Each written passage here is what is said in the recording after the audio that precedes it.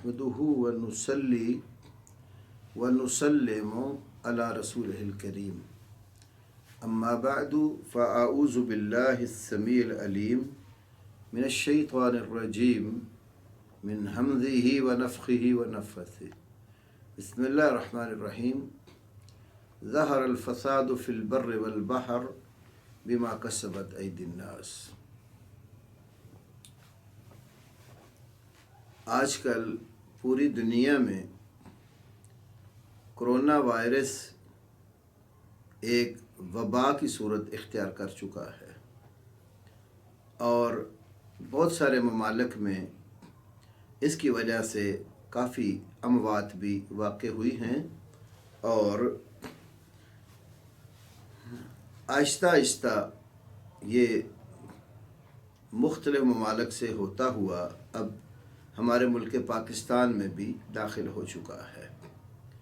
इस सिलसिले में अल्हम्दुलिल्लाह हमारे मजमुआ उलमाए अहले हदीस के और इसके अलावा भी दीगर अकाबिर उलमाए अहले हदीस और बाकी मकातब फ़िक्र के भी किबार उलमाए किराम के बहुत सारे बयानात और फतावा और इलामिया और बयानिया की सूरत में बहुत सारी चीज़ें आ चुकी हैं। मैं मुख्तसर से इस प्रोग्राम में एक बात तो ये करता हूँ कि सबसे पहले जिस बात पर हमें गौर करने की ज़रूरत है, अल्लाह रब्बुल आलमीन की तरफ से बसा औकात हमारे आमाल बद की वजह से कुछ वबाएँ और पकड़ अल्लाह की तरफ से आ जाती है। जैसे कुरान की आयत मैंने जो पढ़ी, ज़हरल फ़सादु फ़िल बर्रि वल बहर बिमा कसबत ऐदिन नास, ये बिगाड़ और ख़राबी जो खुश्कियों में और पानियों में ज़ाहिर हो जाती है, ये लोगों के आमाल का नतीजा है। एक तो हमें अपने आमाल पर गौर करना चाहिए, हम किस कदर शरीयत की पैरवी करते हैं और किस कदर हम मुखालिफत करते हैं। बुराई हमारे मुआशरे में आम हो चुकी है, गाना बजाना, फहाशी, उरियानी, बेलिबासी और शरीयत की बेशुमार हुदूद से हम लोग मुतजाविज़ हो जाते हैं। सुनन इब्न माजा की हदीस के मुताबिक जब फहाशी और उरियानी किसी कौम में फैल जाती है, ज़ाहिर हो जाती है, तो उस वक़्त अल्लाह रब्बुल आलमीन की तरफ से ताऊन और कुछ ऐसी वबाएँ जो पहले हमने कभी सुनी नहीं होती, अल्लाह ताला की तरफ से वो पैदा हो जाती हैं। एक तो हमें सूरत में अल्लाह के ऊपर ईमान को मजबूत करना चाहिए और अल्लाह के आगे गिड़गिड़ा कर रो कर अपने गुनाहों की माफ़ी मांगनी चाहिए और अपने फ़राइज़ की जो कोताही है उसका इज़ाला करना चाहिए। मसाजिद की तरफ सेहतमंद अफराद को बिलखुसूस जाकर अपनी इबादात का एहतमाम करना चाहिए और शरीयत ने जो एहतियातें बताई हैं उसको भी मद्देनज़र रखना चाहिए। हम कतआन इस बात के मुखालिफ नहीं हैं कि जो एहतियात है बीमारी से बचाव की उसको ना लिया जाए। एहतियात इख्तियार करना ये तवक्कुल के ख़िलाफ़ नहीं है।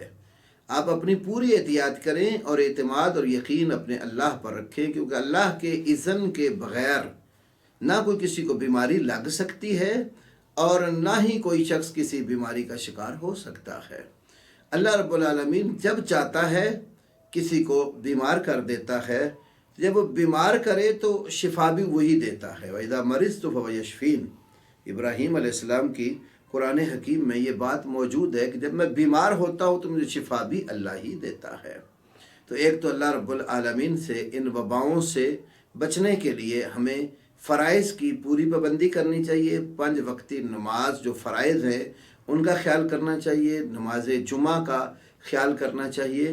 तो अलबत्ता शरई तदाबीर को मद्देनज़र रखते हुए हम इस बात के भी कायल हैं कि नमाज़ों का और जुम्मे के खुतबे का दौरानिया जो है वो कम कर दिया जाए। अल्हम्दुलिल्लाह हमने अपनी मसाजिद में इसका एहतमाम कर दिया हुआ है। खुतबा जुमा की जो मुद्दत पहले होती थी उस वक्फ़े को भी हमने काफ़ी हद तक कम कर दिया है।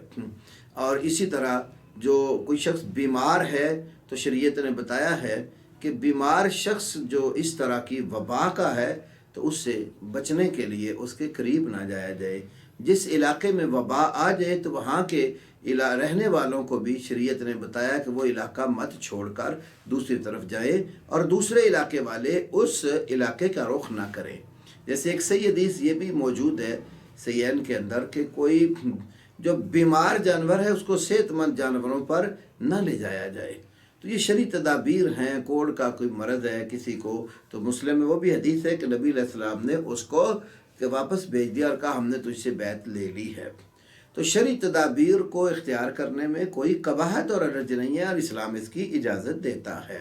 تو اس لیے جن بیماروں کے اندر یہ مرض موجود ہے یا کسی کو نزلہ، زکام، کھانسی ہے، جس کی قوت مدافعت کمزور ہے، وہ بے شک نماز اپنے گھروں کے اندر ادا کر لیں، گھر میں اپنے افراد کو اکٹھا کر کے اس میں وہ جماعت کروا لیں۔ تو اس میں بھی شرعی طور پر قباحت نہیں ہے، ہم بالکل اس چیز کے مخالف نہیں ہیں۔ تو بعض لوگ خواہ مخواہ پراپوگنڈا کرتے ہیں کہ مذہب والے لوگ جو ہیں یہ شرعی تدابیر جو ہیں یا بیماری سے بچاؤ کی جو احتیاطیں ہیں ان کو نہیں لیتے۔ تو یہ بالکل پراپوگنڈا ہے، اس کو قطعاً خاطر میں نہیں لانا چاہیے۔ ہاں ہم اس بات پر ضرور زور دیتے ہیں کہ اپنے پروردگار کی طرف توجہ کرو۔ بعض بدبخت ایسے بھی سنے گئے ہیں جو کہتے ہیں کہ جو بیت اللہ ہے یا مسجد ہے، مسجد کو اللہ کا گھر کہتے ہیں، ان کا خدا گھر چھوڑ کر کہاں چلا گیا ہے۔ تو ایسے بدبختوں کے اوپر جس وقت وبا اور بیماری آتی ہے تو پھر اس وقت یہ بھی گڑ گڑا کر جو ہے نا اسی پروردگار کی طرف ہی آتے ہیں، اس وقت ذہن سب کی مر جاتی ہے۔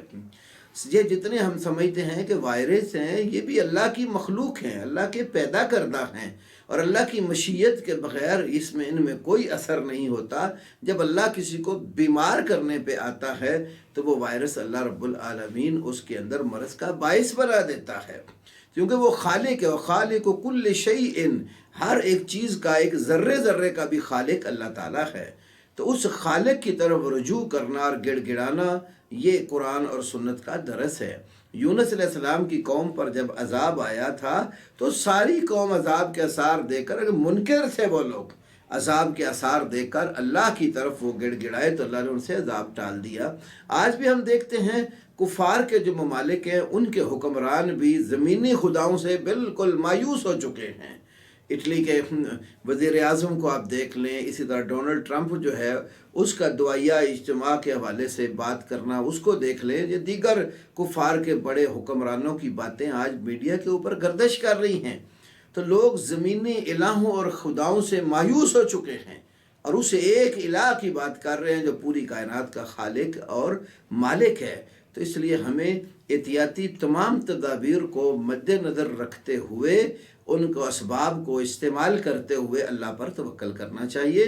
توکل کے خلاف اسباب نہیں ہیں۔ اسباب کو جو بندہ استعمال کرتا ہے تو وہ نتیجہ اس کا اللہ پر چھوڑ دے کہ اللہ نے دیکھو ہر مرض کے لیے دوا پیدا کی ہے۔ ایک ابو داؤد وغیرہ میں حدیث ہے کہ کوئی بیماری ایسی نہیں ہے جس کی اللہ رب العالمین نے دوا پیدا نہیں کی۔ جیسے ہسپتال ہیں تو وہاں علاج کے لیے جایا جاتا ہے، مساجد کے اندر روحانی شفا اور جسمانی شفا دونوں اللہ نے رکھی ہیں۔ آپ ذرا غور کریں، نبی علیہ السلام نے صحیح بخاری کی حدیث ہے کہ پہلی امت کے لوگوں کا ایک واقعہ بیان کیا ہے کہ وہ سفر میں 3 بندے تھے، پھر آندھی آئی، طوفان آیا، وہ غار کے اندر گھس گئے پناہ لینے کے لیے۔ غار کے دانے پر ایک بڑا بھاری پتھر آ گرا، وہاں سے اب نکلنے کی کوئی صورت نہیں تھی، بظاہر اسباب کام نہیں دینے والے تھے۔ ان تینوں نے اپنی نیکیاں بیان کر کے اللہ رب العالمین کے آگے اپنی نیکی ذکر کر کے دعا مانگی۔ اس دعا کے نتیجے میں اللہ نے ان کو ایک بڑی آفت اور مشکل سے نجات عطا فرما دی۔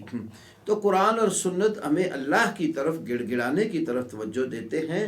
تو میں حکمرانوں سے بھی اس بات کا مطالبہ کرتا ہوں کہ آپ اپنی قوم کو اجتماعی طور پر، انفرادی طور پر یہ توجہ دلائیں کہ اللہ رب العالمین کی طرف گڑ گڑا کر اپنے گناہوں کی معافی مانگیں، اور جتنی ملک کے اندر بے راہ روی ہے، فحش و عریانی ہے، رشوت ہے، سود ہے، جو اللہ اور اس کے رسول کے ساتھ جنگ جس کو قرار دیا گیا، زناکاری ہے، اس طرح کے جتنے بڑے بڑے گناہ ہیں ان کو بند کیا جائے، اور حکمرانوں کو یہ ان کے فرائض میں شامل ہے فحش و عریانی کو بند کرنا اور اپنی قوم کا مورال بلند کرنا اور ایمان کی طرف ان کی توجہ لگانا۔ اگر آج ہم سارے لوگ اپنی توجہ، اپنی جو ہے نا وہ پوری ہمت اپنے ایمان کی فکر میں لگا لیں گے۔ ایمان ایسی دولت ہے جو اللہ تعالیٰ صرف اپنے محبوب بندوں کو دیتا ہے۔ رسول اللہ صلی اللہ علیہ وسلم کا مستدرک حاکم میں ایک فرمان ہے کہ دنیا کی دولت اللہ ہر کسی کو دیتا ہے، جس سے محبت کرتا ہے اس کو بھی دیتا ہے، جس سے محبت نہیں کرتا اس کو بھی دیتا ہے۔ وَلَا يُؤْتِ الْإِيمَانَ إِلَّا لِمَنْ يُحِبُّ، ایمان صرف اس کو دیتا ہے جس سے محبت کرتا ہے۔ تو ہمیں اپنے ایمان کی فکر کرنی چاہیے، گناہوں سے بچنے کی فکر کرنی چاہیے، اور بیماریوں کے لیے اللہ نے بچاؤ کی جو تدابیر بتائی ہے ان کو مد نظر رکھنا چاہیے۔ علاج معالجے کی جو صورتیں موجود ہیں صحیح اور جائز، ان کو اختیار کرنا چاہیے، تو اللہ رب العالمین ہمیں ان بیماریوں سے محفوظ کر لے گا۔ کچھ دعائیں قرآنی ہیں، ان کا اہتمام کیجیے۔